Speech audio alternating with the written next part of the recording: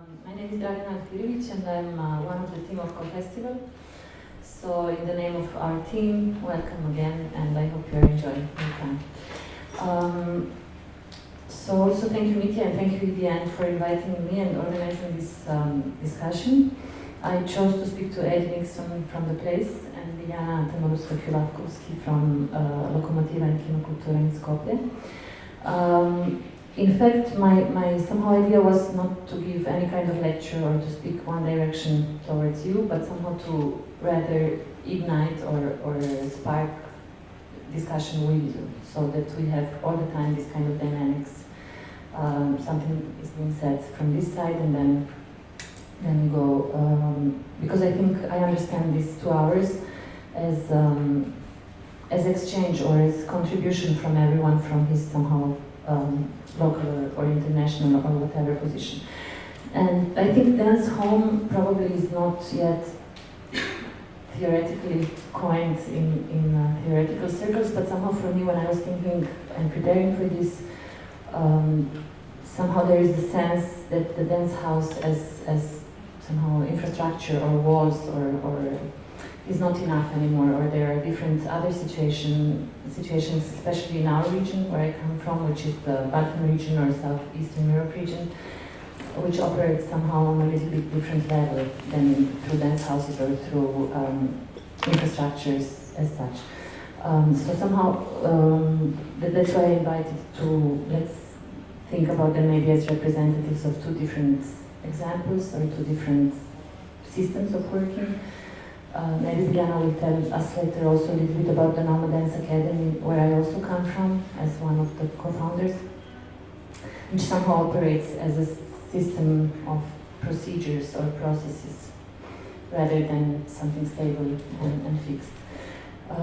So the whole 2 hours I imagine to do like this. We will start with I will just tell you the structure so that we know where we are, and then we will try to keep the time, and then we will try to also give space to one another and so on. Somehow for me the idea of home, I guess everybody has his or her own version of home or what home means for every one of us. Also I think in recent years we might have different homes or several homes, not only one. But what specifically I would be interested in talking and what I would like you to participate with is exactly this feeling of maybe belonging, or home as something where you really belong, home as the place where you can do things, where you can do things that you want. Also the space that you have to maintain, or space that you have to take care of somehow. So it would be nice to speak on all these levels. And the whole structure is imagined as, first of all, introduction by first Eddie and then Biljana.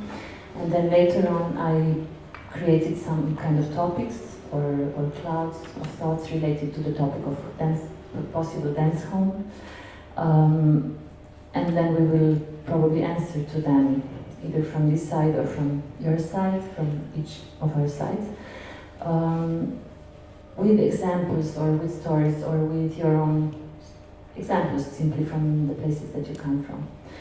Or examples of something that you know, maybe even not your own example, but something that you know, so that by the end, maybe I can just shortly share these topics. So I divided them like that. Of course, there are a million ways how you could do it as well. So we have organization, or politics of organization. You don't have to write anything, I will guide you through as we go, so just to kind of give you an idea where we are going to. So we have organization or politics of organization, belonging or decision making, inhabitants, guests, infrastructure and finances, care. And then the 7th is in fact the empty cloud, because in the Nomad Dance Academy we work a lot with leaving some space always empty. This is something that we don't always know what it will be. So we hope that this topic will arise, and maybe it will be also several different topics. Maybe we will not consolidate around one. So after speaking really too long, and of course we will try not to make any conclusions in the end, but let's hope that the last words we can somehow understand what we have been talking about in the previous 2 hours. So after talking this long, I would like to invite 𝐎𝐫𝐚𝐬𝐬𝐬 from the place to give the presentation of the place and also to start, to break the ice and to start our imagination. The place celebrates 50th anniversary this year, which is an amazing number, I think.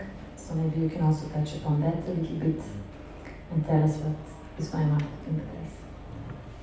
Sure. Hi everybody. Quite a few of you I know, and some of you I don't. I'm Eddie, and I'm the artistic director of the place. This is a picture of the outside of the building. So I think I'll just give you a bit of context of the history and what happens in the organisation, so we get the sense of one version of a dance house or home, at least. How's that? Is that better?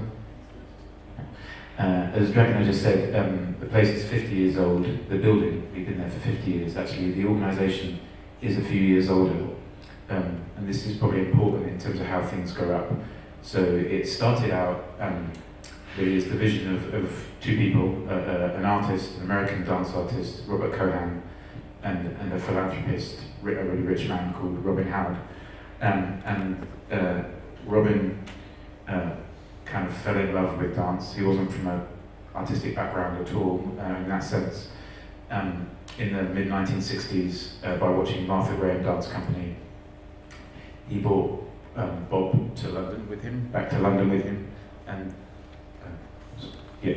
they started out just doing classes in studios in the centre of London. So that's an important observation. This thing started, it wasn't a city project, it wasn't a government project, it was the mission of an artist and a rich benefactor. That's how this started in the mid-1960s. They had a vision. After a couple of years, it outgrew this kind of studio really quickly, and they wanted a building that they could call their own. So they searched around London and found this building, which was a derelict army barracks. Robin bought it with his own money. He bought the building.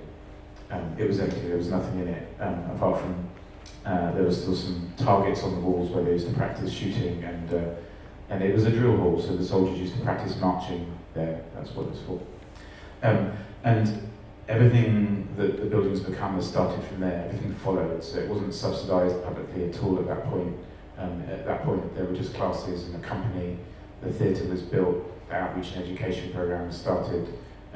All those things happened over the subsequent sort of decades. I think this is important, probably in terms of the DNA of the building, because although we're really generously supported now through government, the DNA of it is somehow always as a kind of independent organisation, despite this. A few things. Oh, sorry, it's going in and out. It's right in the middle of the theatre is right. The organisation is right in the middle of London, so King's Cross, right in the centre of London,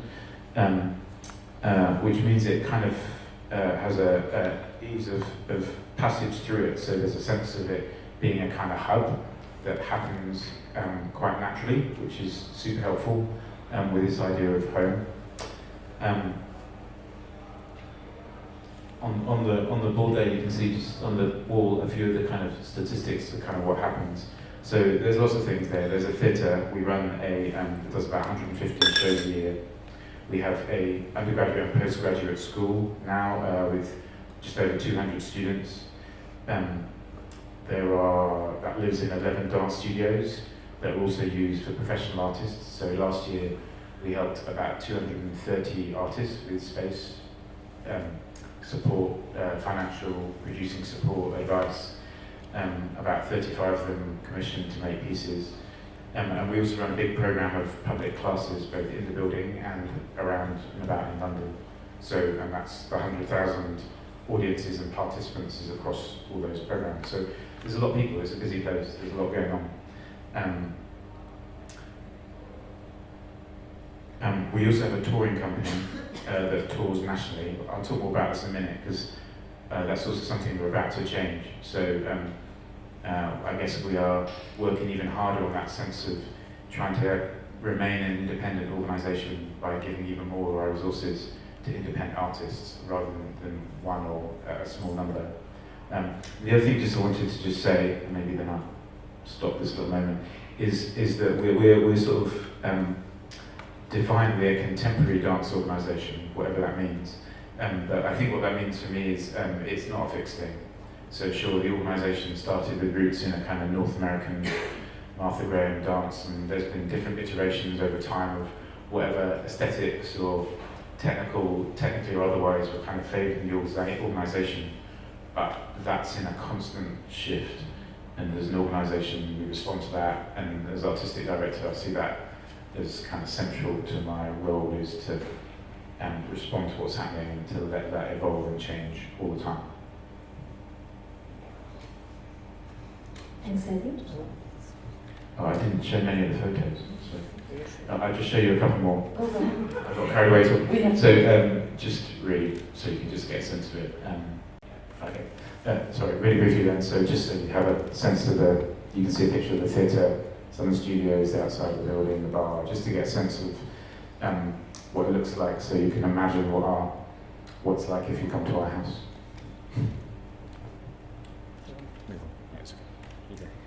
Thanks a lot, Eddie.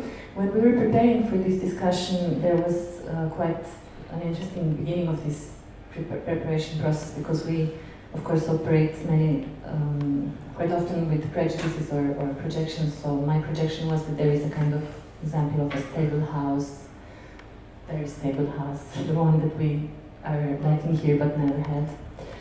And maybe the example of something more fluid or something more unstable, but of course it's the question, what is stability and what is fluidity, and how these two can be supporting each other, or how can we understand them.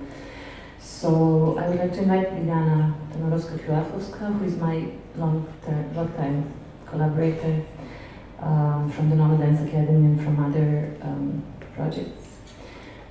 She's one of the initiators and, in fact, the manager of 𝐏𝐚𝐫𝐭𝐢𝐜𝐚𝐴, the space for dance, but not only for dance. And I would like to ask her to present maybe Lokomotiva, 𝐼𝐼𝐼𝐿𝐴, but also from your regional perspective or from many other things that you know about the dance home.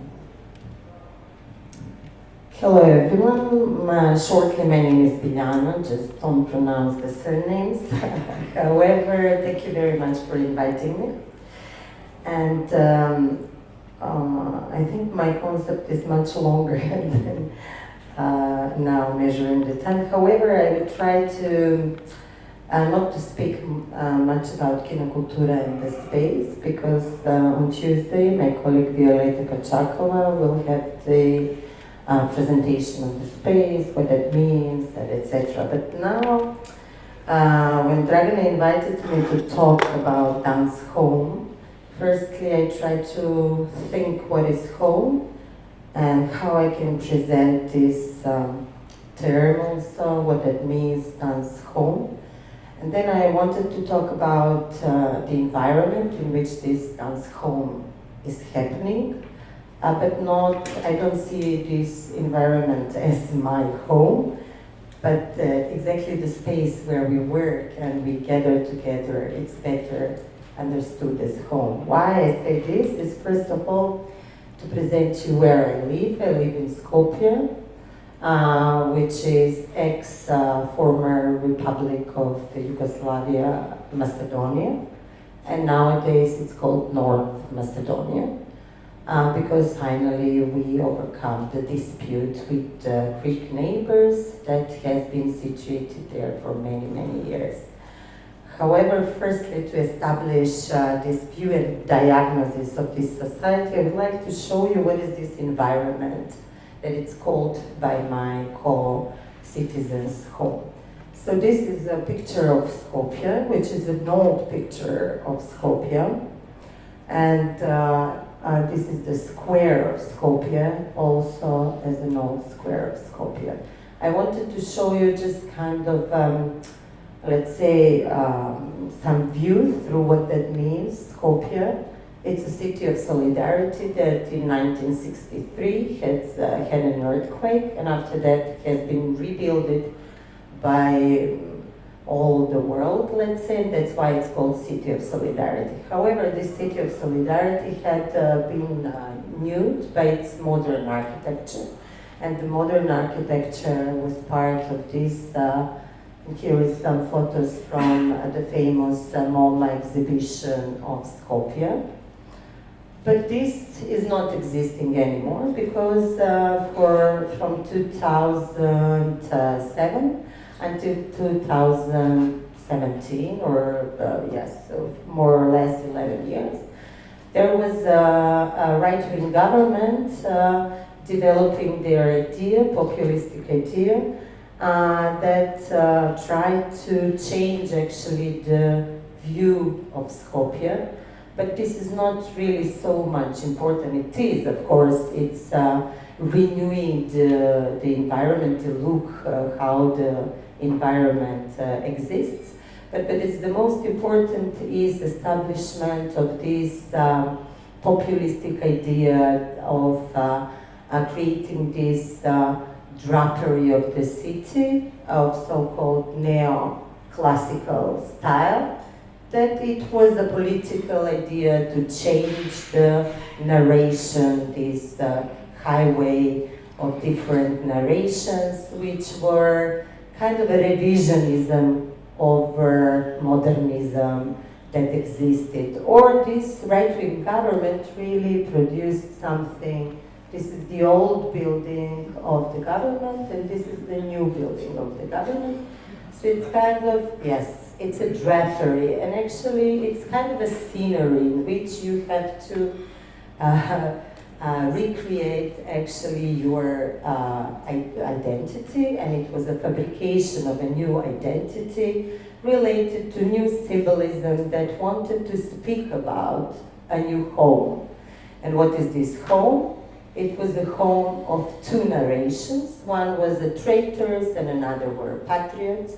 The patriots, you can understand, were those that accepted the story that nationality as a Macedonian exists since the ancient times. And of course, our ancestor is, or predecessor is Alexander the Great. So I belong to other narration, which is the one of the traitors that tried to rebuild kind of a transgressive, let's say, story and networks in which can be situated a new home. So this new home actually is built over some facts of that first of all, this story cost 508 million or 600 million euros. And the fact is that average net wage in Macedonia is this number, 381. And we as Lokomotiva organization that was established in 2003 and work in the field of contemporary performing arts, cultural policy, and very much regionally and internationally, has been supported for 11 years with 5,000 euros. Full stop. So, and this, what is happening is how the spaces are existing in Macedonia. We have these subsidized institutions, but not public space for dance. There were a couple of spaces such as theaters and etc., but not a space for contemporary dance. Okay, these are some analysis, doesn't matter, and these are the photos of a new space that we established. However, just I wanted to say, in relation to this, I see Dragana wants to go over. It's what happened. It's the government changed a couple of years ago. Where I go back? I go back. No, I don't go back. I scroll. Government changed a few years ago. And while this right-wing government was existing, we wanted to produce really a space that can be a home. Home, which would be diverse, opposite that what the environment was fabricated to look like. And for us, this home is situated in a space named Kino. It's a project space that we as a community try to generate all the previous experiences, knowledge, and let's say socialities that we produce through our relations with partners. Firstly, here I would mention Nomad Dance Academy. It's a reality that for us exists since 2005, and through what we kind of maintained or enabled us to create this other social environment that we call 𝐏𝐚𝐫𝐭𝐢𝐜𝐚𝐬, space for contemporary performing arts and culture. So what is very important here are these kind of analogy to what is this home environment and etc. and how we wanted to really oppose and create this another strategy which was of survival, but also strategy to enable production of new socialities, production where these relations which were produced through Nomad, through all these encounters from the region, from international environment, be present.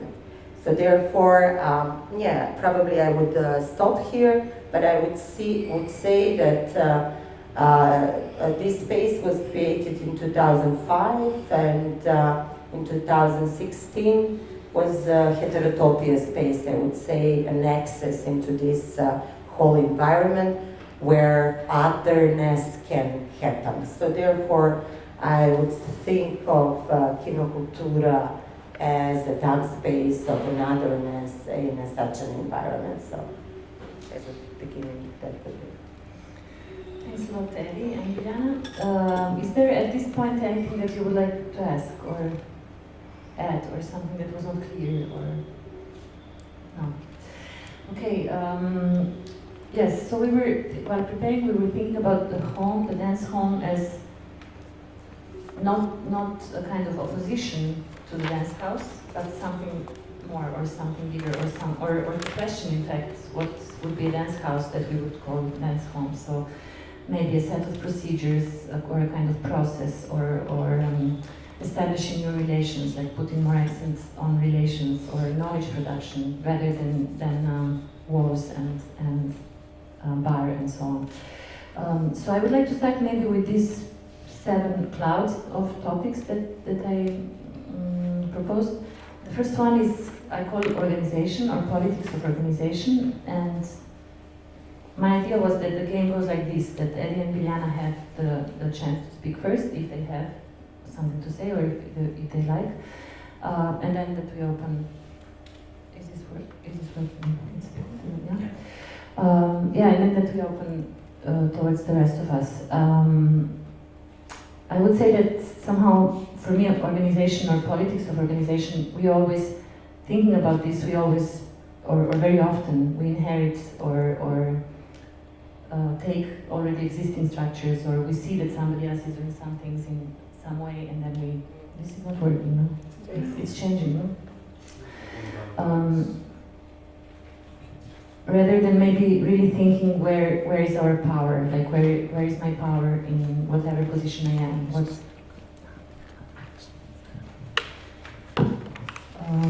Yeah, so the first question would be, how are you organized, or how are we organized? If maybe the two of you could start, or if you want to, if not, also we can ask someone else. But how are we organized? What is the structure? How hierarchical? How horizontal? How whatever you have to contribute, because it's the first topic and it's not an easy one. It's quite a difficult one. I guess every story or every example is equally important or equally valuable.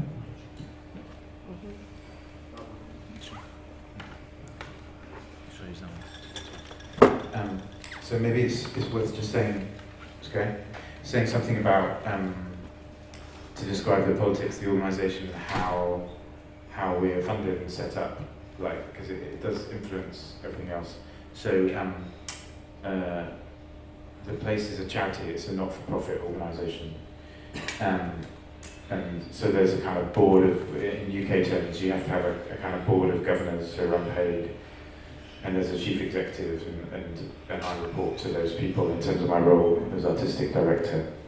And then, of course, there are lots of departments and, if you like, teams of people working across areas.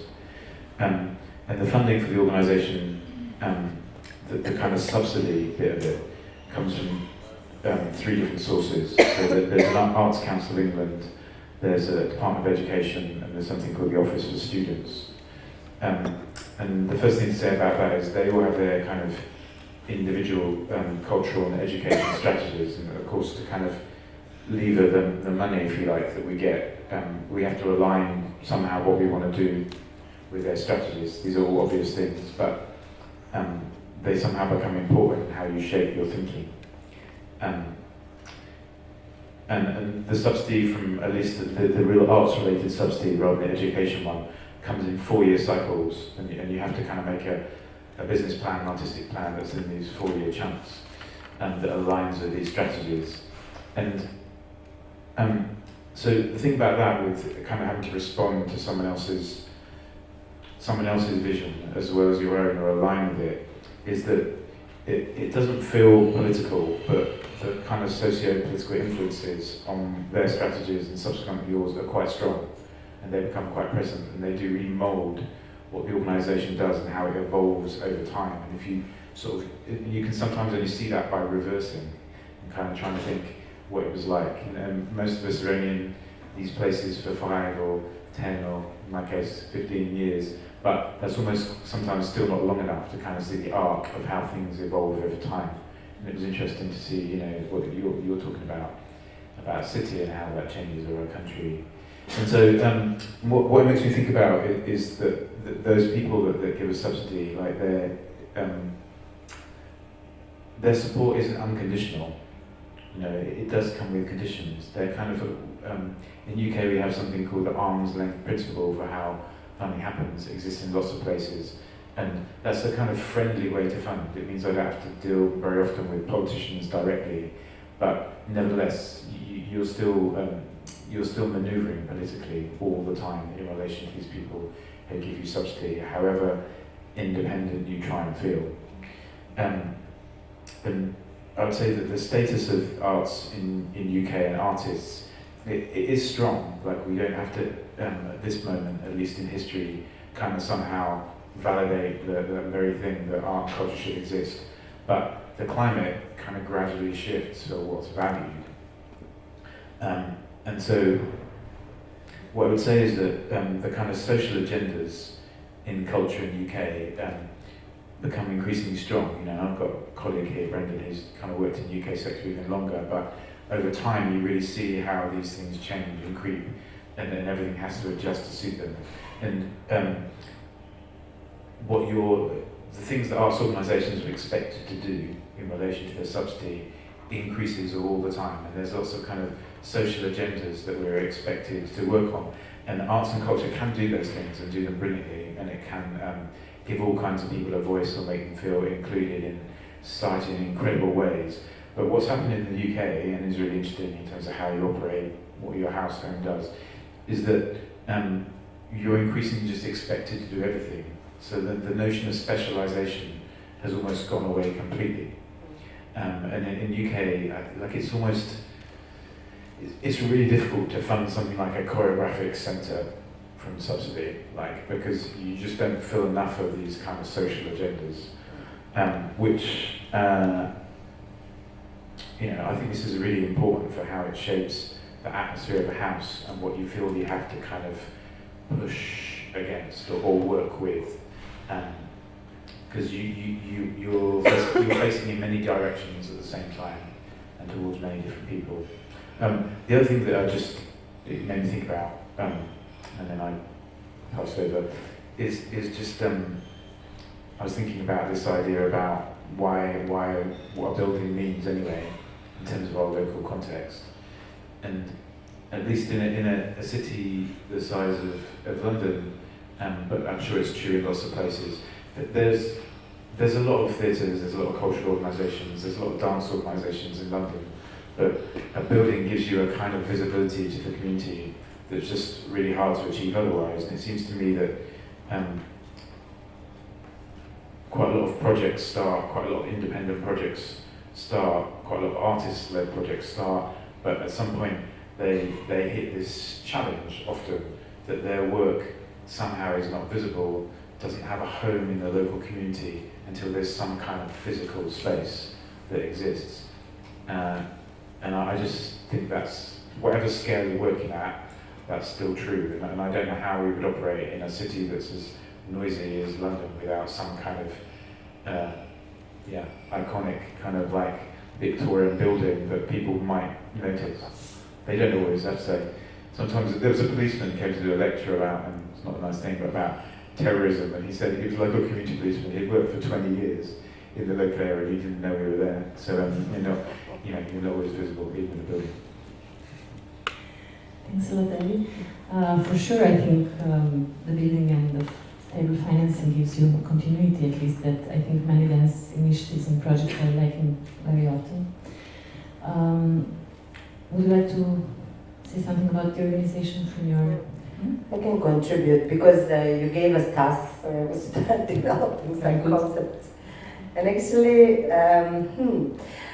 when you said organization and politics of organization, firstly, was reading something and trying to understand what is the difference between politics and being political.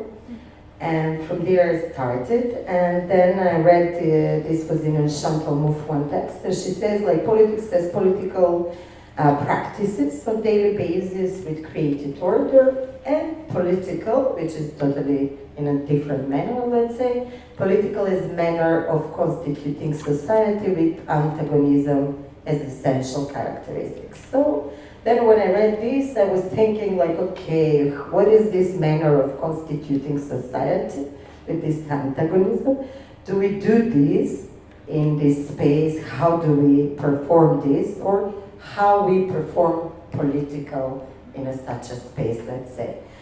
So then I started answering myself, so what do we constitute? What kind of things we constitute in there? And we produced these relations, let's say, or we produced this space where these relations can appear and can become visible, or something that you would never make so visible, like our relation, like all these years of producing knowledge and etc. So then, what is that? It's probably derivatives of that, and that I would call type how we work, which means we produce an environment that can work a bit differently than the society itself, or everything in an order, in a constant order, which is happening in society. So, we produce something that I call rhizomatic governance, and it's something that I believe that I've learned from Nomad Dance Academy for many years. What that means? That means that there is no beginning, there is no end.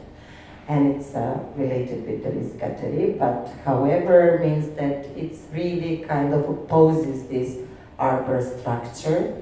So it proposes something that it's horizontal, but can also have a different entrance in and out, meaning different things can appear and different positions can appear. Practically, we're a couple of organizations, two, and many are coming. So we are not having one manager or her one person responsible, but a couple of us really dealing with the everyday and constant constituting, imagining of the space, questioning, repeating, and trying to, understand that this cannot be really a stable thing that can never change, but trying to really do new things and try out new things into this space. After that, I would say it's a place of a shared leadership, so that's the politics. So we can share as many positions within the space, but it's also related to what we can do. Of course, I cannot be a director of production, like a technical director, because I just don't have skills for that. But however, I can help in that manner. And also what we thought is how to enable this constitution of another space happen, meaning related to what Eddie was talking like subsidies, how we can gain also some funds, especially in a society that cannot produce that and that cannot support us. And this was through relation of our collaborators in the region. So we were creatively contributing to the region and region contributed back, but also to open up possibilities for others to become partners of this space, which means everyone can come, use the space if it's in a manner of the politics of this space, and can contribute. Doesn't have to be with money, it can be with other possibilities, and for example, if you can give a lecture, you can give a lecture, and then you can use the space for that. So therefore we also related ourselves to develop some protocol how we can share the space. And we developed this possibility of shared economy and recycled economy. That means that whatever we try to produce as a means, skill, funds, we share with the community and we enable art to appear. So really very much the politics is to enable the production to appear, to be developed, and also to enable these working conditions to become better. Because what is very important is to understand that there are no decent working conditions in the field of contemporary performing arts. So this is what I can throw for the discussion. Thank you both very much. I enjoyed listening to you. So since I feel we somehow broke the ice, or we stepped already into discussion, maybe I would like to ask the others, you, to contribute with examples or even with questions or with anything related to this topic of organization or politics of organization. And maybe to even, because we had some time to prepare, which puts us in a little bit of position of advantage in comparison to you. So maybe I would like to add something, another, let's say, small question or small topic related to this question of organization. So how much because we work with dance, we work with choreography, we work with bodies, so how much this knowledge or this experience of working with bodies, so with human people, real-time, live situation, how much this knowledge helps or not helps us in organization, in daily organization, in instituting our organizations. If it's helpful, if it's not helpful, just put it away. And maybe, yes. I think we will have to use another microphone. Come in.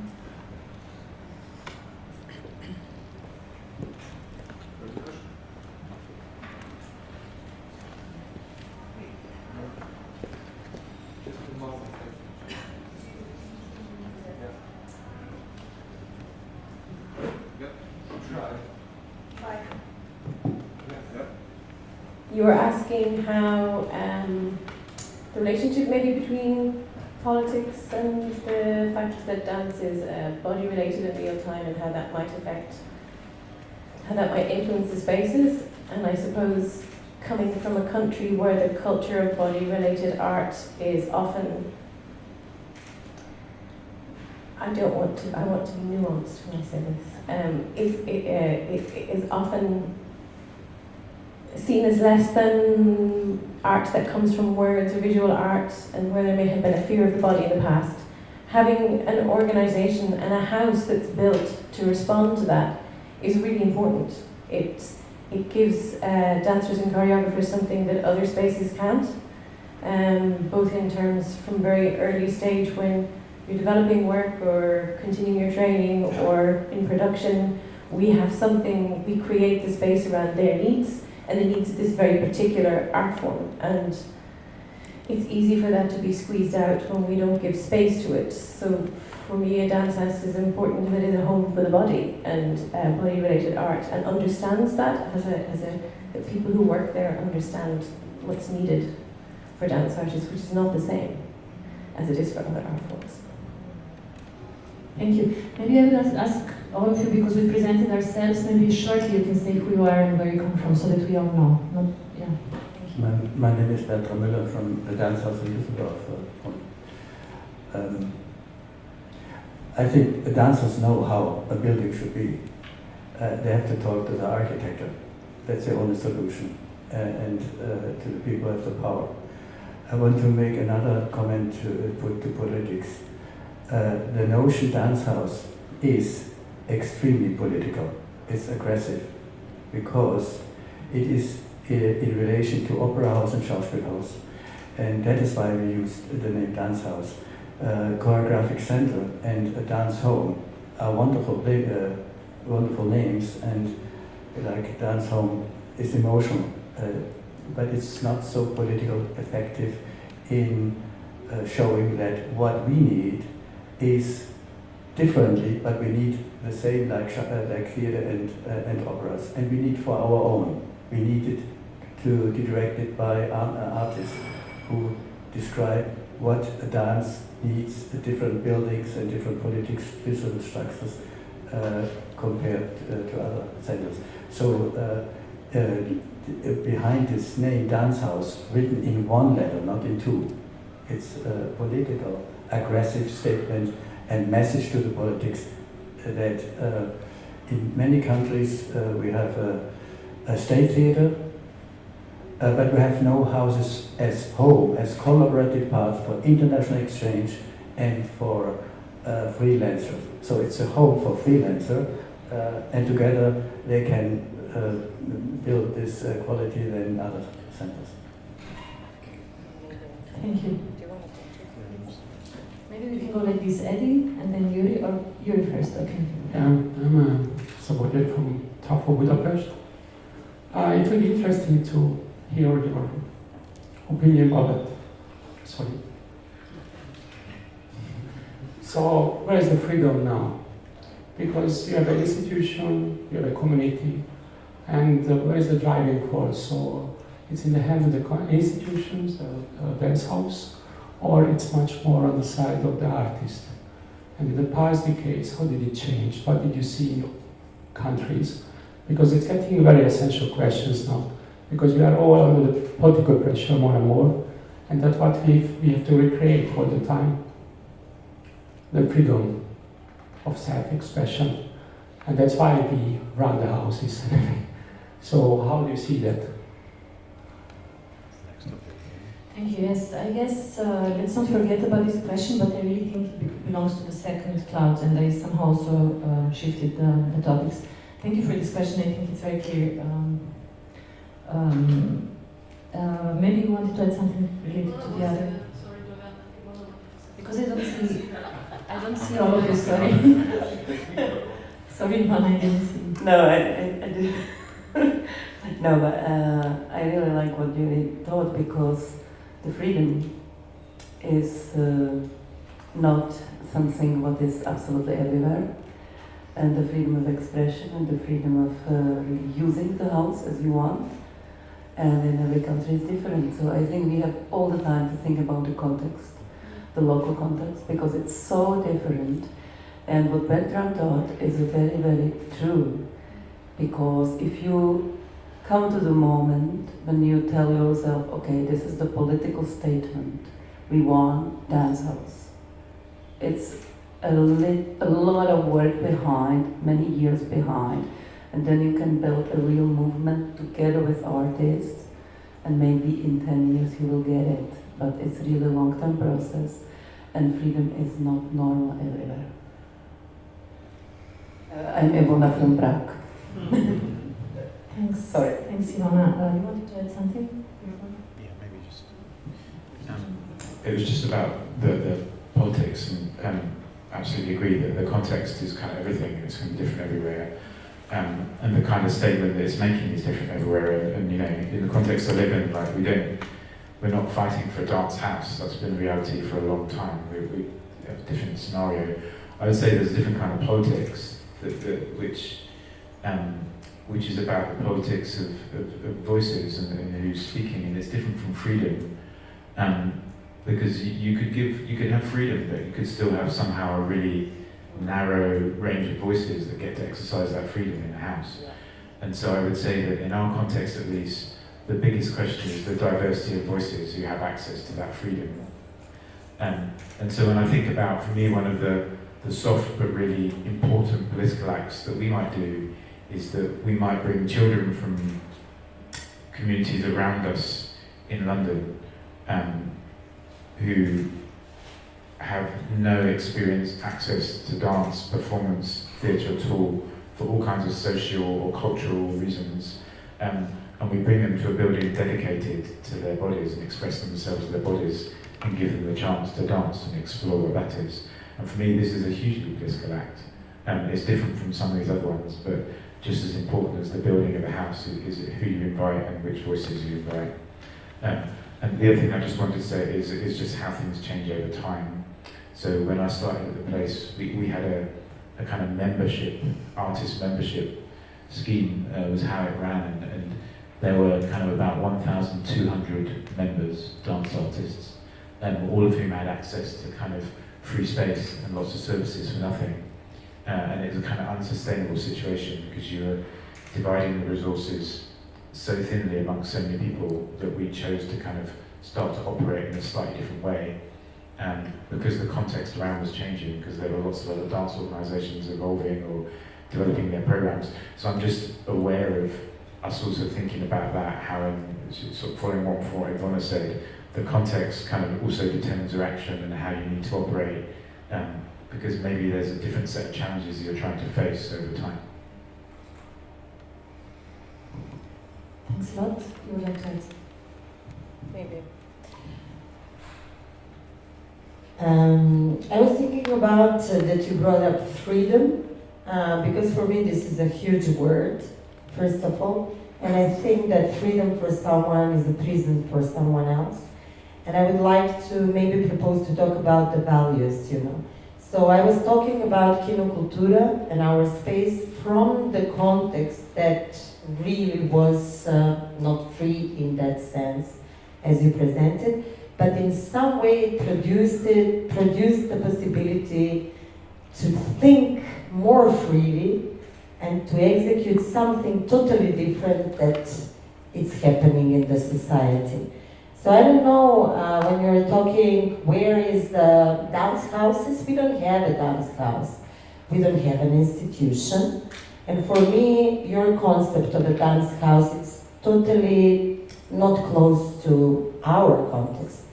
Therefore, I would like to think of dance houses as one part of the genealogy of development of a home for dance, rather, than something that is structured and established and there is nothing else.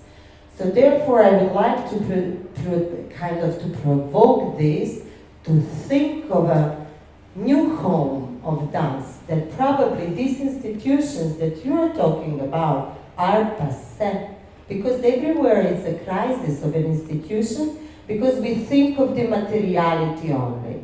And if we come back why we produce these dance houses, then we can become and talk about the values. What is there? And this is why I agree with you. It's diversity of voices, but also this, what is the labor, dance labor, what it is? What kind of work we produce? How, I don't know, the dance artists are protected? What is in the policies that we are changing, and what kind of a voice we imitate from there, you know?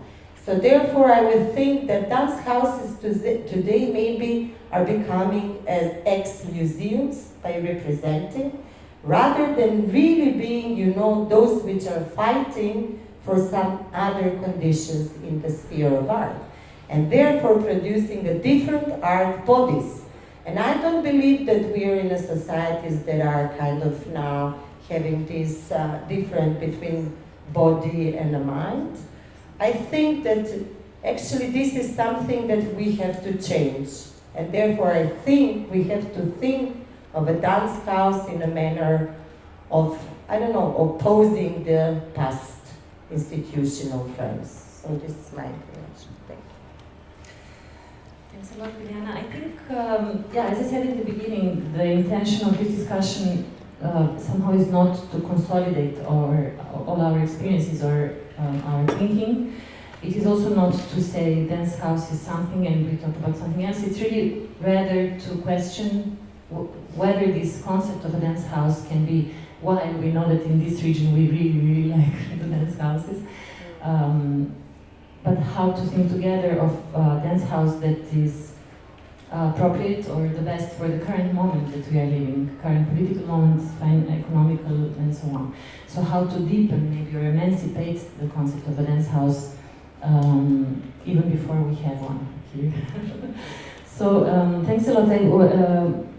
Going back to your question, I somehow changed the order of these small clouds that and yes, because we are now, let's say, somehow in the middle of the discussion. 1 hour is behind us and we still have 1 hour, just to remind us that somehow we would like to make this whole discussion a little bit more interventionist, or to make this mapping useful for the members of the EDN, because as I understood while preparing this talk, some of this knowledge hopefully will go back to your, let's say, more internal discussions or working groups, or help you further. So it doesn't exist outside of this whole meeting somehow. This is what I just wanted to say. So going back to your question, maybe we can go to the second topic, which is somehow, I named it inhabitants.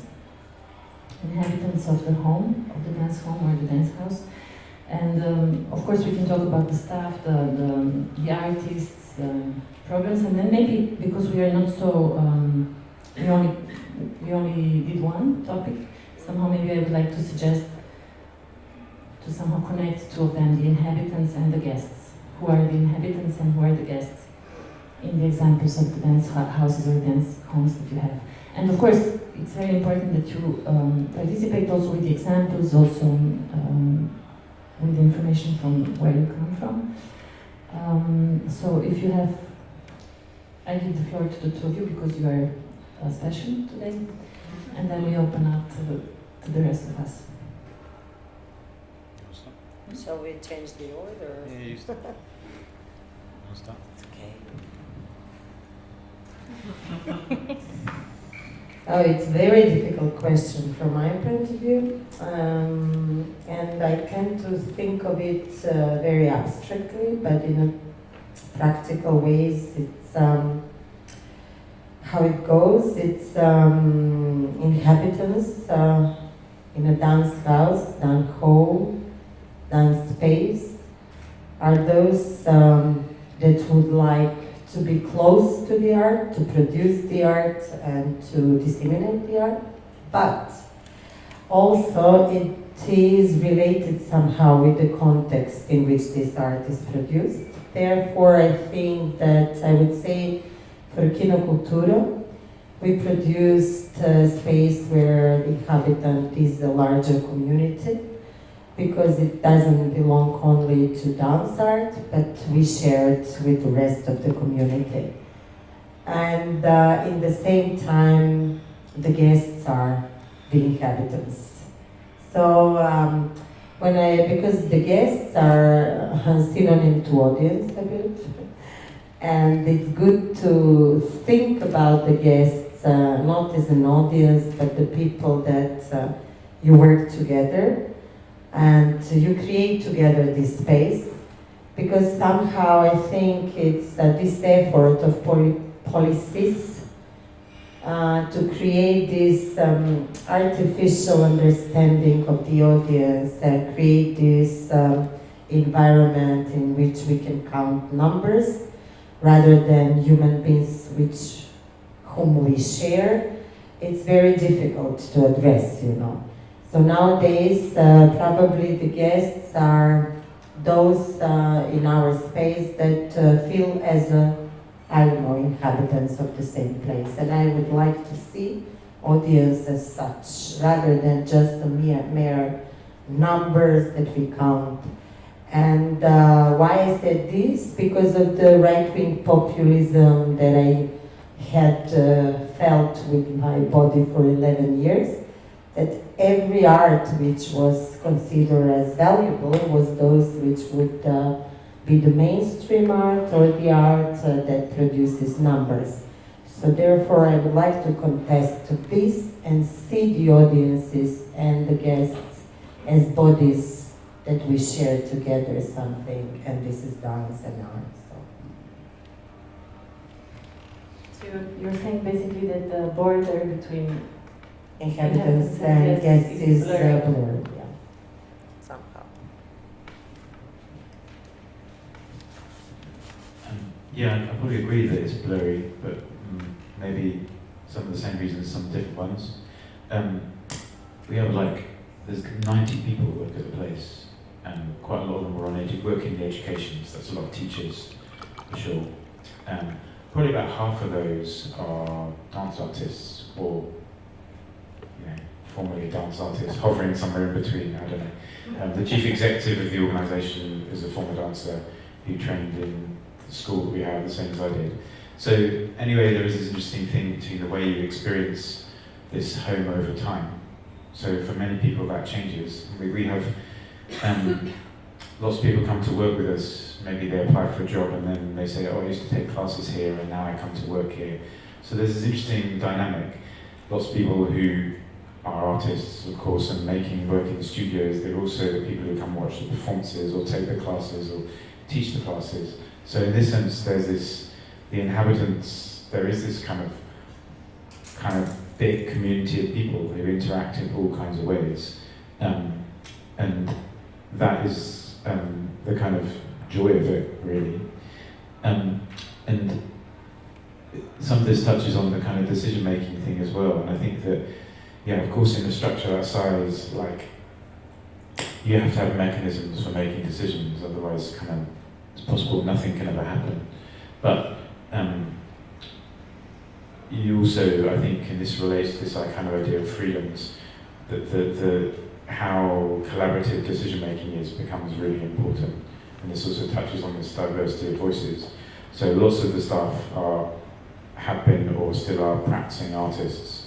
And so their voices in deciding who comes in and who works, which things get programmed, who's invited to teach, this becomes part of that plurality and that collaborative model that doesn't narrow things down. And on some level, it's interesting, the incredibly privileged position of a lot of subsidy goes with all these hoops, and numbers do matter, and people measure you that way. And so the dynamic between how you can, the things that you measure and that are valuable to you, and the things that are measurable and valuable to other people also becomes an important part of this. Digressing a bit away from inhabitants, but I think it's something about that community and the makeup and the strength of that community of inhabitants, guests, their voices and how they influence what's inhabiting the space. That for me is how you resolve this tension between what has to be measured and what has to be somehow felt. Just one intervention is this more, it's like how you can enable inhabitants to become guests is the question. So, okay. I think that this is related with the open space that we do in Nomad. And I think that each institution has to have this open space for people to intervene or community to intervene. So therefore I think therefore it's related with what I'm suggesting, this rhizomatic governance, where you open up for others to come. Which means now, I know that also this is starting to become a part of the artistic programmation and curation of some houses in Europe that I see. So it was super nice that a couple of weeks ago we had some talk with the new curators from 𝐏𝐸𝐬𝐚𝐧𝐿, and actually their programmation is to give up an open space for the community to curate part of the program. So, but they don't give up only of the position of the programmation of 10%, for example, but they give up also their wages. So enable really to share and to inhabit more of the community inside. So therefore I relate with why, how, and with what we practice in Nomad as empty space or an open space, where something else always can intervene, and where you can invite, and our principle of invitation, where you invite new inhabitants as guests. Thanks. Thank you both. Pia, please. scene. I'm here, co-president from the network in the moment. Still, I just wanted to say one thing. I was in some very interesting lecture 2 weeks ago in the University of the Arts in Berlin, where a professor from jail spoke about the research he did with many researchers during 10 years about the social suite. Yeah? And when I hear you talking, especially Eddie, about the structure of the dance house during all these years and what you created, has a lot to do with it, what was in this study about the social suite. I mean, sweet. I mean, you know, I say it right, you understand? Sweet. It's not sweet, sweet. And it is interesting, the categories that I would like to tell you, because I found it really super interesting. It's about the capacity of identity, love, friendship, network, cooperation, in-group preferences, mild hierarchy, and teaching. Yeah. So just as I was throwing it into the discussion, I was thinking, because I find this as qualities in a dance house or in a structure or in an open structure, as basis of a social connection between the artists, the people who work in the place, the audience, this infrastructure and ecology, very interesting way of Thanks a lot. You wanted to answer? Well, it was only, we talked a lot lately at work about social spaces and their importance in a building, in a house, in a home, and actually if you're talking about, and I do mean the bars and the cafes and these things, because actually that is where people from the different inhabitants connect. And I can think of, I'm not going to name names, but I can think of one really new dance building in London that has no social space. You know, it doesn't, and if you go in there as a visitor, you're invited maybe to a lecture or workshop, like there's nowhere to hang out. There's nowhere to meet the other guests and inhabitants. And for me, this exchange, this place where a community of shared interests can come together and kind of drink and have tea and break bread, it is really important too. So I was just connecting those two ideas. Like, we're also human beings. Like, the simple things become really important to run in parallel to this other thing we're passionate about. Of course, I would like to add one small comment from my side before handing out the microphone. So we have a friend who lives in Stockholm, and she's from Biljana, and she deals in fact with some kind of deriving knowledge from dance and choreography and putting it into business or business sector. And it's very funny because from the example of one of her mentors, we figured out that this small company of 10 or 20 employees is every day changing the roles. So for example, every day somebody else is a director, every day somebody else is, I'm not really sure about this company and how, but probably it's something of a similar knowledge. But I just wanted with this example to challenge, maybe also what you said with Pia, like we have so much knowledge about the body, we went through all these techniques, you know, we know how to behave in the studio, we have all these beautiful performances, but then when it comes to organization or decision making or handing the power to someone or taking the power, we become quite, I would say, traditional, and I don't exclude myself from that too much. Bethany, what you wanted to say something? Yes.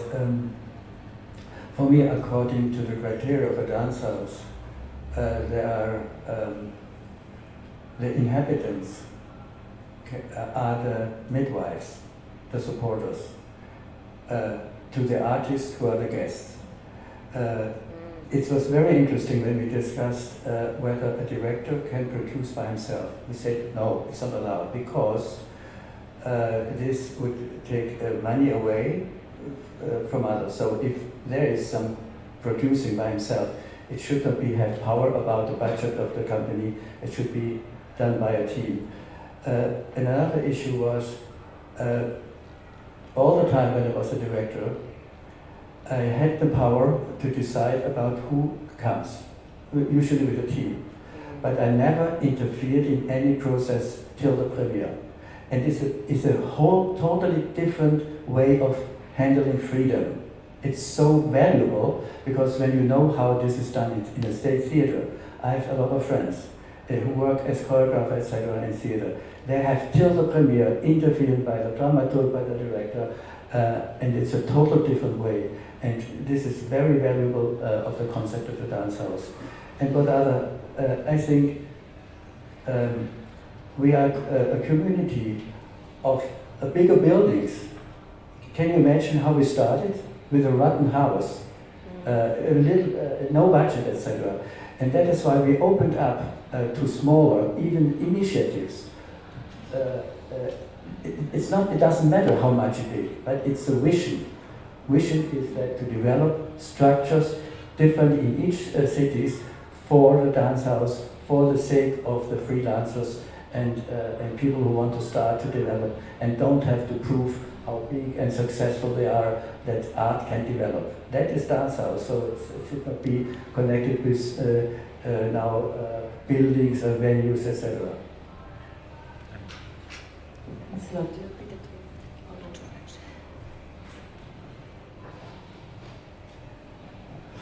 Okay, I'd just like to add something. André Schanberg from Hellerau, Dresden. Actually, Hellerau is not a dance house, I have to admit. We are a city theater, do more than dance, but I'd like to share a development in Dresden that is quite interesting. There is the dance scene of Dresden, so the choreographers, they fight since 10 years to take over our own house, and they just succeeded this year. It's actually the former schoolhouse of Mary Wigman, so it has a house that has a dance history. And so the dance community owns a house now. Actually, it's not a presentation house because it's for safety reasons. This would need too much building structure changes, but it's a house for rehearsal, for meeting, etc. And we, as Hellerau, as theater, we have a close relationship to this house, which is run by the artists. And for me, this is a very interesting relationship because by this, we also, as a city theater, we can share a bit the power. So it's like of course they decide by themselves. They have their own spaces, premises. So it says something about the how they work, and it will change. I don't know how, but it will change a bit, hopefully to better. But on the other hand, I also have to add it's nearly an unbearable weight because they are artists still, and they have to run a house now.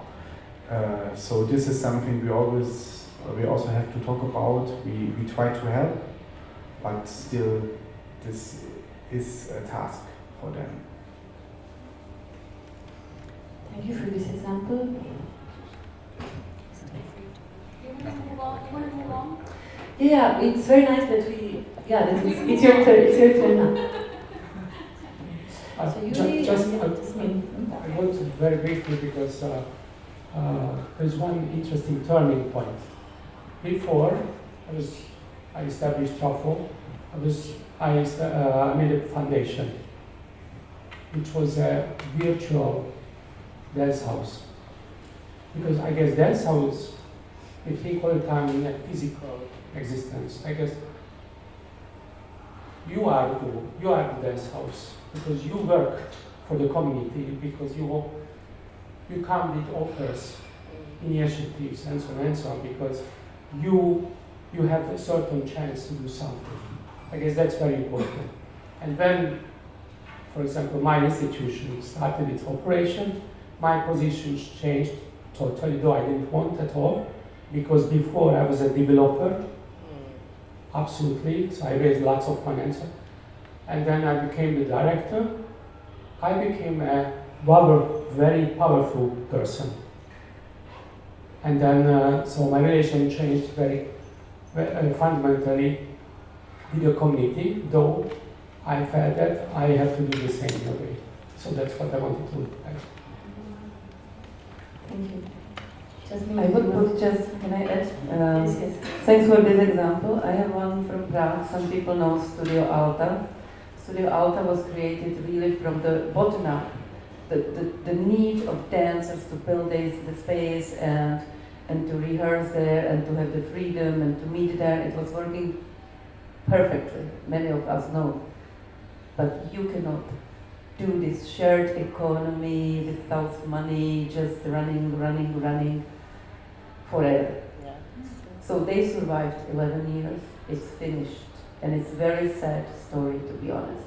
Because if you don't go ahead, if you don't get political support as necessary, if the politicians are not able to understand what are you bringing to the city, which means you have to get this political statute, then you disappear. And it's very hard and very sad story. And I just want to remind it because then you come to the moment when you tell you have families, you have children, you must take care and you cannot live from air. And this is the voluntary work. As much as you do, you cannot survive with it. So that's why I support the structure of dance house as a political structure to convince politicians that we need space for research, creation, process, not only presentation. Okay, Biljana wanted to add something to answer to that. Maybe I can, before Biljana, maybe, and Carlota also had, I will just really be very short because I want to give, because my role is not like this, but somehow I felt invited to say also something from the local context because out of the three of us, I'm the only one from here, in fact. So in Ljubljana we have two spaces that were given by the politicians for dance houses. None of them really operates for the scene and for the community. And somehow I would like to sustain and to live with you at this moment in disagreement. Like somehow there is a possibility of disagreement and dissensus because we have different simply examples. Carlota, can you be first and then Sure. Yes, I would like to throw two terms in the discussion that actually, I think this last example is very important because what I think here we can talk about you were mentioning political before. And there is, I think, a very nice distinction between prefigurative politics and political strategy. Yeah. And prefigurative politics, what they do is that they prefigurate something that do not exist yet, and they create this void of alternative where possibility of really reshuffling strongly operative mode of working is possible. But what happened, and this example I think is a very strong in that, is that this example, if we look at it in a macro scale or really in a longer time frame, unfortunately this example frequently then disappeared because they didn't actually speed up into a political strategy. That doesn't mean to leave the prefiguration that they had. Yes. So these two levels are very important to think them together, and because the question is then, if not, and I think the dance field, in a wonderful sense, it suffers by its own strength, that is to be prefigurative. It is a prefigurative action, it is a prefigurative field. But then, if there is not an area to step also with a political strategy within, is a very dangerous action. And I think these two terms are very important, and maybe we can prolong the discussion in that, because I really think that doesn't really matter. Of course, the context matter, but this it can be. Otherwise, I think there is a risk of thinking that only small-scale experience can be prefigurative. And then when they get institutionalized, then they lose this drive, which I also think is problematic on the other way. So just these two thrown in discussion. Just to say that I agree with you, I don't know what is, I also disagree with you. Because also I think that lose of this prefigurative as you were talking and not being able to become political in that sense makes you being trapped into the politics of every day and becoming just a player or someone who can instrumentalize top-down issues. And therefore, we have to imagine institutions as something in the horizon, that it's always dealing with what you're saying as prefigurative, but always questioning itself of its existence. That doesn't mean that we don't need to get subsidies, because subsidies belong to those which are creating the environment as dance. That doesn't mean that we have to contribute as instruments of the politics, but really to create something which is diverse than everyday politics, but being and reshifting into this political. What is also important is that I'm not advocating something that shouldn't be supported. On the contrary, I argumented that this kind of a model should be enabled as such and supported as such, because otherwise all our institutions are very much instrumentalized, and we use the word also particized, which means that everyday politics can really interfere into the field and the infrastructure. So that was my argument, and I don't believe that, this idea of prefigurative should belong to the small structures. I believe that really dance houses as such really have to re-question itself, and that's it. So, thank you very much. I guess what we are talking about at this moment, and I think we are going towards the next topic, but before this next topic, we still have two contributions. I guess depending on the context. She wants to. Yes, I know. We are in contact constantly. I guess it just depends, or it's something very sensitive to the local or national politics as such. So it depending what kind of political situation you have in a certain country. Very often we see examples from Croatia, also from Hungary, from many other countries in surrounding, that somehow use institutions as their simply as instruments to enhance their political power, and they don't really care what happens in these institutions. They don't care who's there, or I mean they do care, but they don't allow progressive people and people who would really change the field and so on.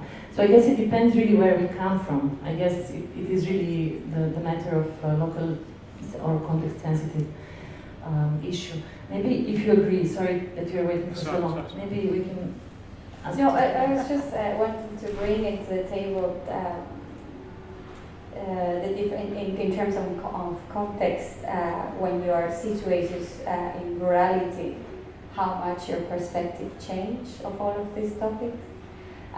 Because I have been working in rural setting for the last 12 years in Ireland, and somehow I did work in choreographic centers before in France as a dancer. So you just go there with that kind of dream, I'm just going to make a centre 𝐏𝐚𝐫𝐭𝐢𝐜𝐚𝐴, and then it doesn't, and then you arrive to the reality of the place.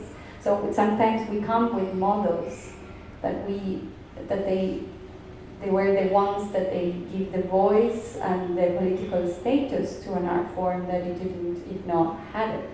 And you want to bring that model into your context, and then you hit a huge wall of the reality, and you invent new realities. So then all of these terms of inhabitants and governance and politics completely shifts over and adapts to a much more, and a landscape. It becomes a landscape, and so you need to understand that very quickly in order to exist, and then to not die, like she was saying before, because our project has 12 years, and it's a circular governance because we're only two. So moves like this. So then, yeah, and so these kind of things, I mean, for me, it's very interesting to hear, and I probably dream with this idea of decentralized power, definitely, and needed decentralized power, decentralized from the capitals to give value and voice to places that they are at the outskirts, and because also there is I feel for the sector, and I think in Ireland and maybe in other cities as well, the sector sometimes cannot even, they live in the countryside and travel to London because it's cheaper to live outside of London. They live outside of Dublin because it's cheaper, but then there is no option or capacity to that anything happens outside the capitals. So for me the question is, how can we create several type of houses that then allow for also decentralization of power. Thank you. We have Eddie, if you're still interested. And then we have Diana, if I see well. It's just to say that I don't think, so this idea that if you the cake is always kind of fixed, no one has endless resources in any context. And so as new kind of models evolve and people evolve, somehow everything has to shift.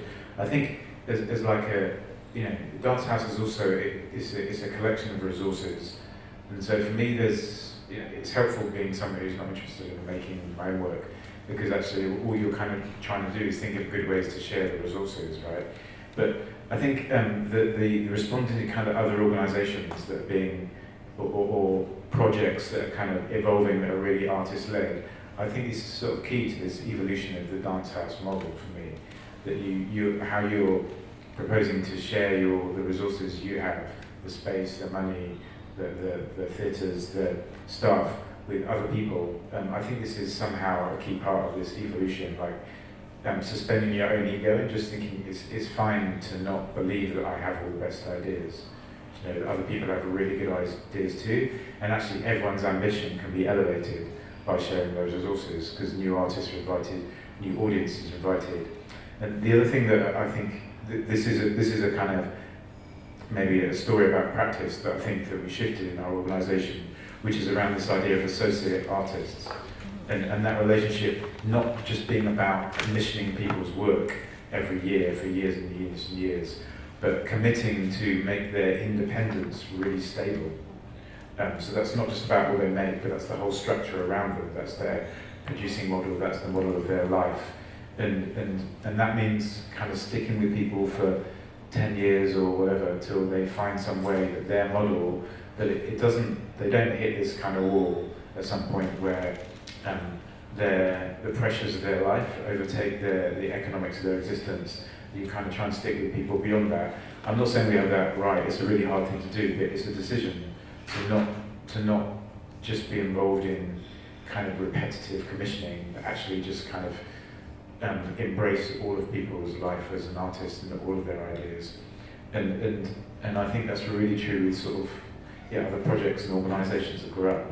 I just feel like invite them in, and I feel like we're trying to do more and more of that. And that's not just about curating a weekend, that's actually trying to form a really long-term relationship with someone else who has a really interesting project, and just say, well, the bits of that are useful that you can do here to grow it and stabilise it, come and use these facilities, resources to do that. Like, for me, it's like this, like you have to sort of somehow aim to make yourself irrelevant. Thanks a lot. Dan? Yes, hello, my name is Dan. I'm part of COFESTIVAL team and one of co-founders of Nomad Academy. And for me, what I hear a lot and what I'm wondering is, for me the question is, once you have a dance house, or you do have it, and we are somehow dreaming of them in the region, is what do you do once you have the power? And I think it's a big question of power. And as a listening to you, I was thinking of a few things, how to deal with that power. So not to become obsolete institution or not to lose connection to the art form.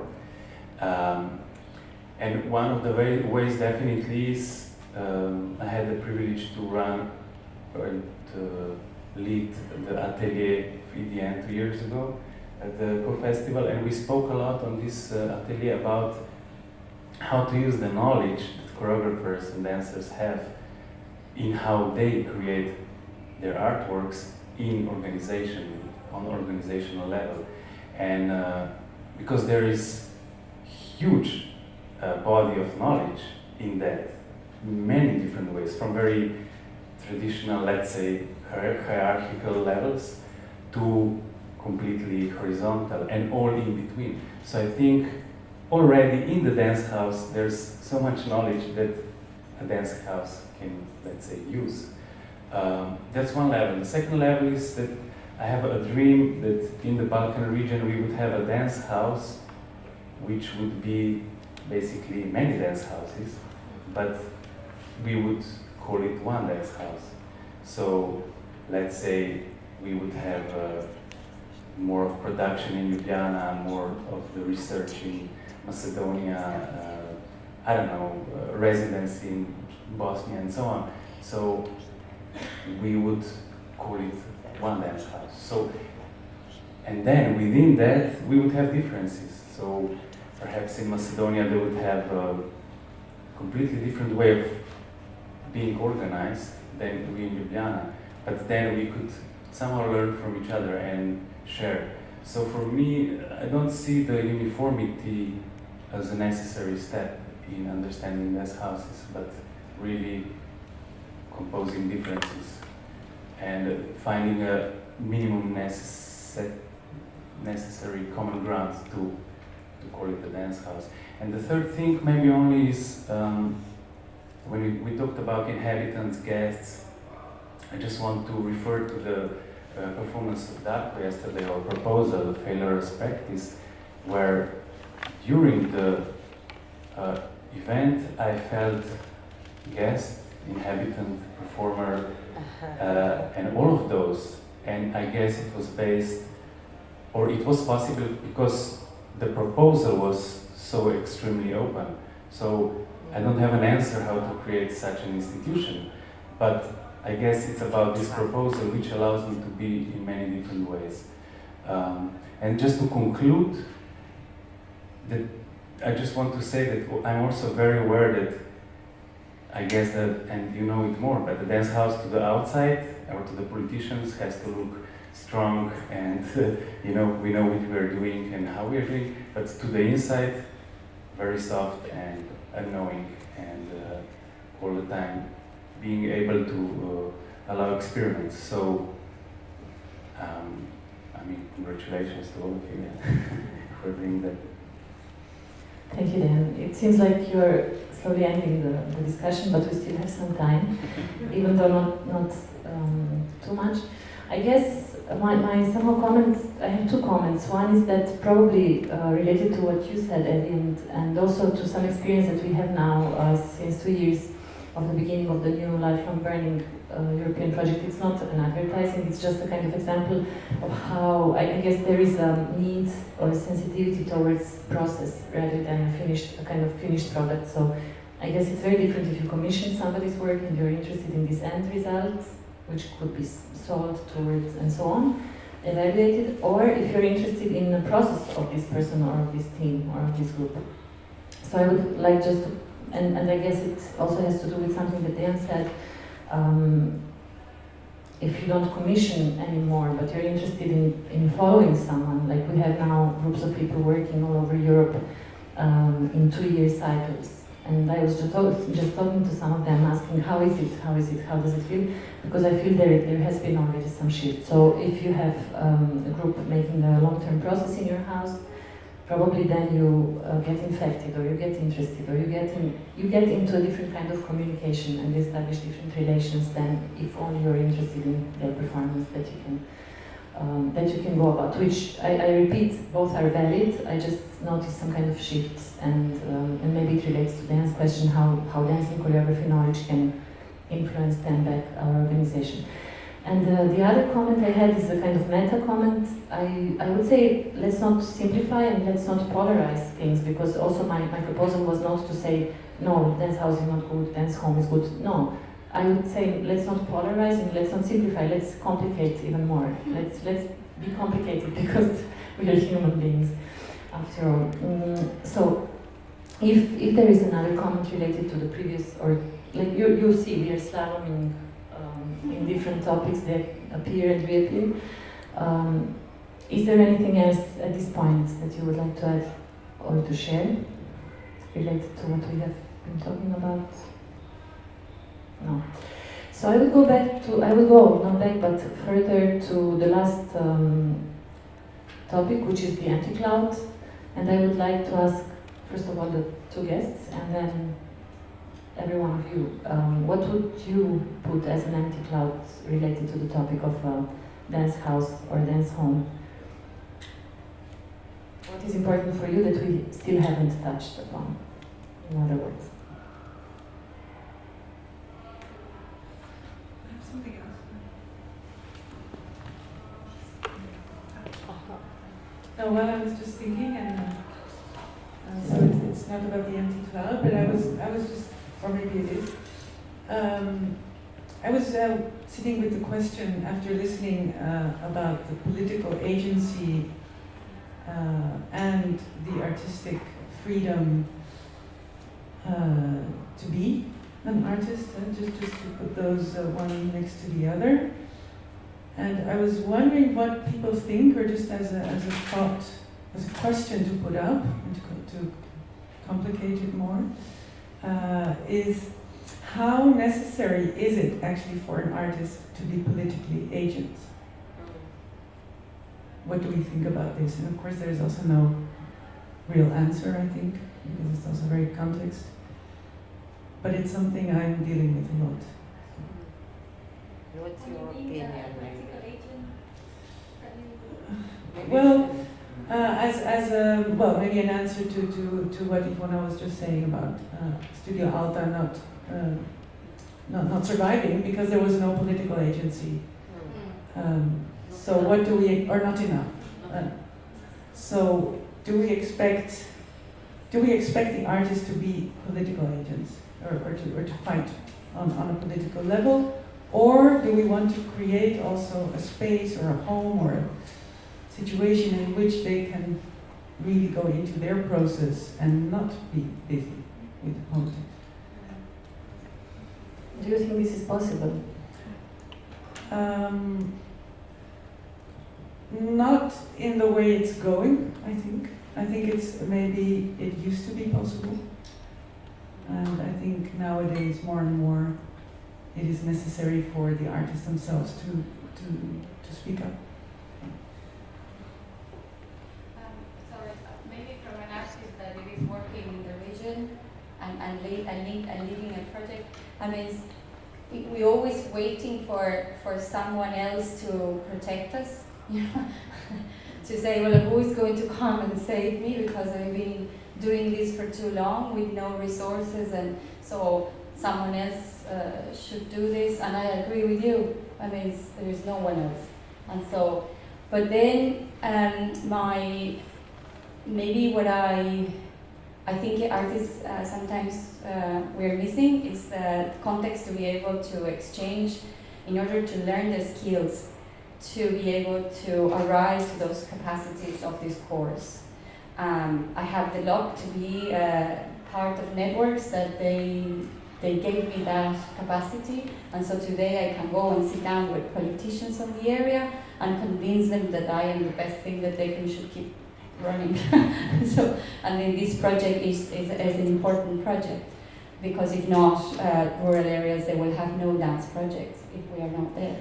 But the need of support and the need of resources and capacities is constantly lacking. And in order to get real support, we're talking about real money, so then you need to become this bigger thing. So a house or a place or and that's a difficult jump in an everyday. So I think I think it's the capacity and the skill to be able to talk. In my case, I think that's what's lacking sometimes, and access. And so maybe bigger houses or houses, they could allow for these connections. So maybe we don't always need the dance house for a place to create and produce, but to be the ones who open the doors. To be able to, for the ones that we are working in territory, being able to access what we will not access if not. And so then this home and these inhabitants of this home would expand. It's like back gardens. Sorry.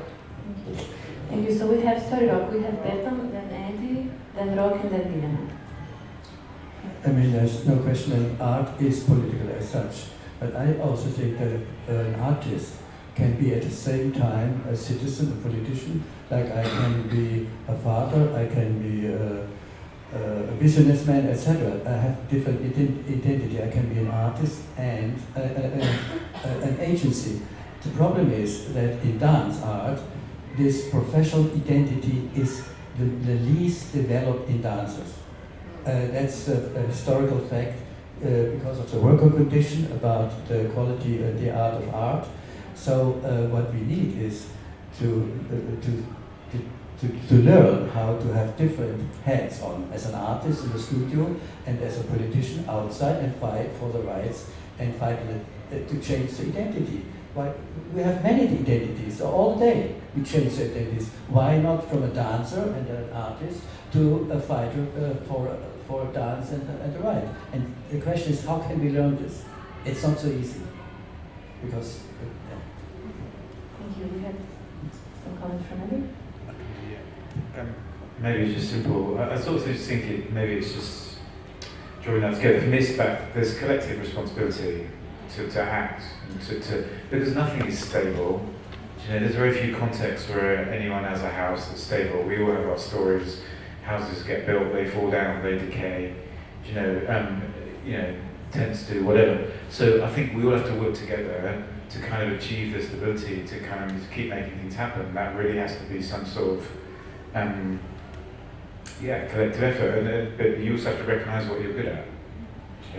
And what your skills are. And not everyone is good at the kind of spoken advocacy, but they have the embodied advocacy for the thing they do.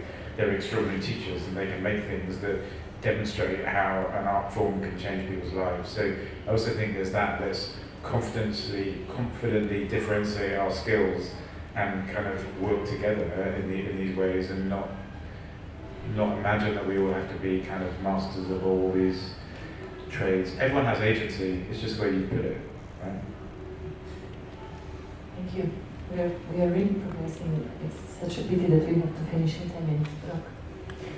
No, basically my question is, I try to imagine the situation in which art is apolitical or not political. This is basically what is the art that it's not political. Because in the history of dance we have examples of how basically policies kidnap a certain art form and kind of nationalize it. And this is basically, I guess, one of examples when art thinks that it's apolitical, but politicians don't, or authorities. I think this political in dance is in many cases, I would claim, misunderstood, because sometimes we expect that certain kind of programmatic talk or behavior is going to be seen or visible on the stage. I think dance can be very political with a pure physical action, with a certain kind of sensibility that it's shared. And I think, but that contemporary dance or dance can be political in many different ways. So it's. I think I would somehow use this very big term or word, but when there is an art work connected to a certain kind of truth, it's always political, unavoidably political. Sorry, I just want to react to that because I totally agree with you. I think what I meant by political agency was the advocacy. So it's not at all about the work being political or apolitical. It's about how to deal with politics and funding. So it was a very different meaning. Thank you. Do you still want to say something that you wanted to say before? And sorry, just to add, and so the question was also, would it be also a task for dance houses or dance homes to do this for the arts? Yeah? I was more thinking in relation with rock, and I would have said that's it. I don't have any comment. But when you explain now, I'm thinking about with also the word that appeared here, because many things appear, like responsibility, and I think it is a part of a issue that the dance house should deal with. A responsibility, or if it's not in its total, is not responsibility, but it can be care.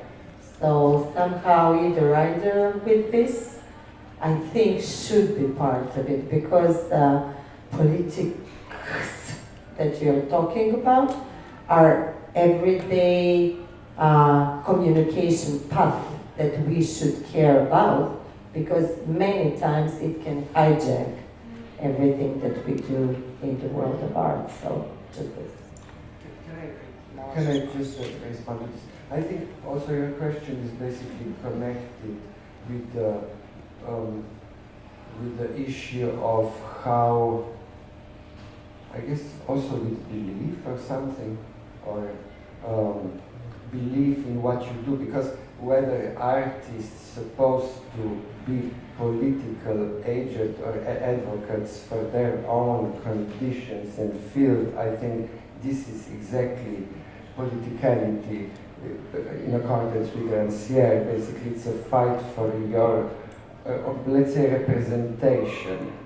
Basically, it has two sides. One being present and belong to a certain situation, and one who is fighting to be included in it, and to have structures which are going to represent his or her labor and creation and so on. So I think basically, this is up to one to decide, but it's also connected with the question of fighting for a certain kind of visibility, voice, and it's a question of subjectivation in a certain social or political situation. Thank you very much. I'm sure we can also continue in different smaller groups or dialogues later. It's not to say that this is not valuable, it's just to, I always have a problem with timekeeping, and I really work hard to not.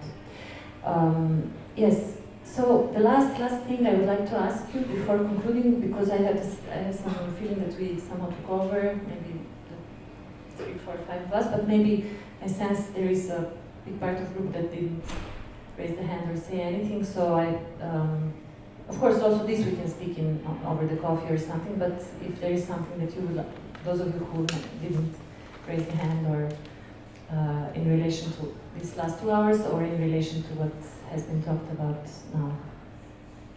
You have the chance now.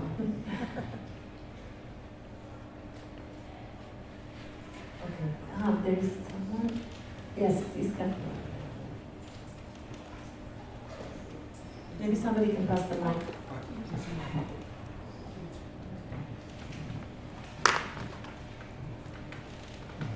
Thank you. My name is 𝐏𝐚𝐫𝐭𝐢𝐬𝐚𝐴, and I would just like to add to the last kind of point of the discussion, where it was a lot of comments at how, is it necessary for the artist to be politically engaged or have a political impact? I think it differs very much and it's very general, kind of, we're getting into this topic very generally, but I think it's very different from where you come from and the context that you come from, and I think it's very specific, so we can go really probably in very different experiences, and I'm now at this moment speaking from the position of an artist, and I mean, yes, just my comment is that it is a choice, I think, and it should be something that the artist can decide on. But it's also a pressure, I feel sometimes, coming from the political context where I come from. And it's just a question for me how to be active, fulfill my artistic desires, be part of the community, but also kind of be true to myself and to kind of not to fit into some political context just because. So it's just a thought. Thank you. Okay, thanks, Iska. Yes, so thank you everyone. We made it. I just wanted to say that from let's say the role of moderator, this empty cloud that was empty until now, for me now is filled with different. So these are maybe two last comments from me or two concluding thoughts from me. And the empty cloud is now filled with the words or the ideas such as commitment, care, visibility, agency, values, politicality. I just was noting them down, and they were somehow around but not really in this cloud before. Yes, and somehow from this position of somebody preparing this discussion, I have to say that now I have a little bit, let's say, more clear idea that the dance house is also a dance home. It's not, there is no such a big distinction or even big challenge. And that I really hope that this will be useful for the next 2 days for those of you who stay and speak in other different constellations. From my side, that's it. Maybe do you want to add something, Biljana? Or Ed? You're okay. Everything. We're okay. We have to press a bit because Mitya is already there. Hi, Mitya. So we have a cigarette break or toilet break, 5 minutes, and then we come back for Rok's lecture. Thank you very much. Thanks for